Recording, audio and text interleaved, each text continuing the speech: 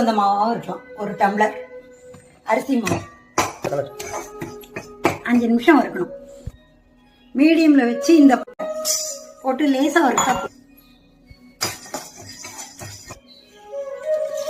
Tumbler அரிசிக்கு 1/4 tumbler உளுந்து, முழு உளுந்து, வறுத்த உளுத்தம் பருப்பு, பொட்டுக்கடலை ரெண்டையும் மிக்சியில நல்லா நைஸா அரைச்சிட்டு ஜலிச்சு எடுத்துக்கணும். அதை இந்த கிண்ணத்துல சேர்த்துக்கணும்.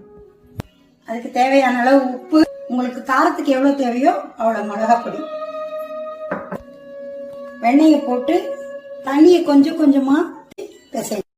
கருவேப்பிலை போட்டுட்டு வேர்க்கடலை, இந்த அளவு வேர்க்கடலை போட்டு எள்ளு இதை போட்டு பிசைஞ்சிடணும்.